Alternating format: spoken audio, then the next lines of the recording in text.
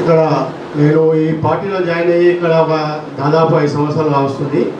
ఇక్కడ పార్టీలో జాయిన్ కావడానికి నాకు ఆదర్శము మన ప్రభాకర్ చౌదరి చేస్తున్న సేవలు, చంద్రబాబు నాయుడు సార్ చేస్తున్న సేవలు, ఈ తెలుగుదేశం పార్టీకి ఉన్న క్రమశిక్షణ ఇవన్నీ చూసి నేను ఇక్కడ చేయడం జరిగింది.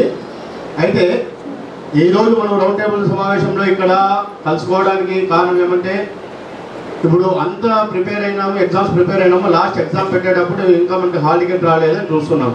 మరి ఏం సమస్య అంటే, ఈ ఎగ్జామ్ ప్రిపేర్ కావాల్సిన చోట ఆయన చెప్పిన పాఠాలు, ఎవరైతే చంద్రబాబు నాయుడు సార్ ఉన్నారో ఆయన చెప్పిన పాఠాలు ఏవైతే ఉన్నాయో అవి తూచా తప్పకుండా ప్రతి ఒక్కటి విత్ ఇన్ సిలబస్లో ఉన్న విధంగా సార్ అయితే ఆయన్ని మార్గదర్శనం తీసుకొని అన్నీ చేశాడు.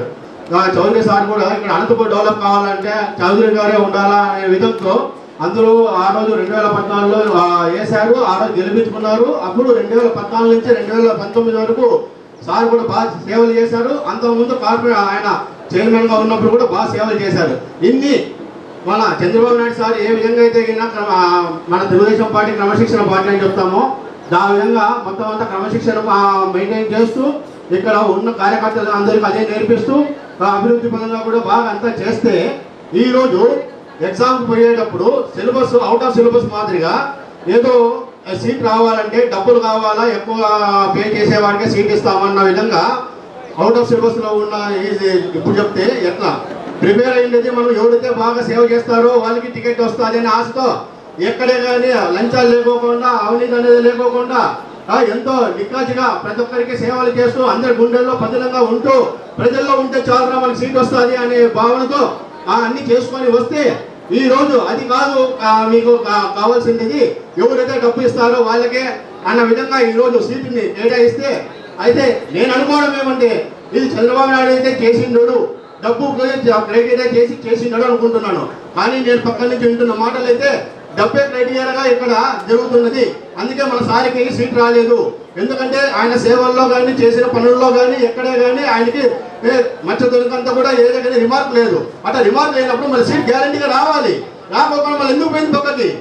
దానికి చెప్తున్న పక్కన వాళ్ళు చెప్తున్న రీజన్ అయితే మాత్రము డబ్బే క్రైటీరియా, మన సార్ డబ్బు లేదని. అదే మరి 2014లోనో లేకపోతే ఇంతకుముందు 2019లోనో ఈ విధంగా ఇట్లనే చెప్పుకొని వచ్చిందంటే మళ్ళీ ఆ రోజు సేవ అనేది పక్కన పెట్టేసి ఏదో లంచాలు కానీ లేకపోతే దోపిడీలు కానీ భూగోప్యాలు కానీ అవి ఆలోచన చేసుకొని అవి చేసుకొని వచ్చి ఈరోజు డబ్బులు సంపాదించి మీరు అడిగింది 50 కాకపోతే 100 కోట్లైనా విశ్లేషణ కదా సార్. మరి అది ఆ రోజు నేర్పిలేదు కదా, మిమ్మల్ని చూసి మేము నేర్చుకున్నాం.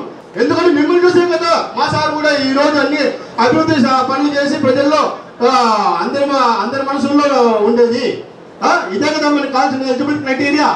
నాకు తెలిసి సార్ ఇప్పటికైనా కూడా టైమింగ్ మించిపోలేదు. ఖచ్చితంగా మీరు ఇంకొకసారి మీరు మొత్తం సర్వే చేసుకోండి. మీ సర్వేలో ఖచ్చితంగా ఏదైతే కానీ మీ మనసాక్షిగా తెలిసింది ఏది వచ్చింది రిపోర్ట్ అనేది, ఆ రిపోర్ట్ పరంగా పోతే కదా మా చౌదరి సార్కి సీట్ వస్తుంది. ఇప్పటికి కూడా గంట పదంగా నొక్కి చెప్తున్నాం, ఖచ్చితంగా సీట్ వస్తుంది. ఆ సీట్ ఖచ్చితంగా మాకు ఎన్నికలకి ఇవ్వాల్సిందే అని కోరుతున్నాం. జై తెలుగుదేశం. ఇప్పుడు కూడా మేము తెలుగుదేశంకి చెప్తున్నాం, తెలుగుదేశంలో ఉంటున్నాం, అన్ని కూడా తెలుగుదేశం కార్యక్రమాలు చేస్తున్నాం. అన్నింటిలోనూ కూడా టాప్ 5లోనే ఉంటున్నాం. ఏ కార్యక్రమం పుట్టినా టాప్ 5లో ఉంటున్నాం. ఇదే మా అర్హత. ఇది చూసుకొని మాకు సీట్ కేటాయించాలని మళ్ళీ ప్రాధాన్యపడుతున్నాం సార్. ధన్యవాదం.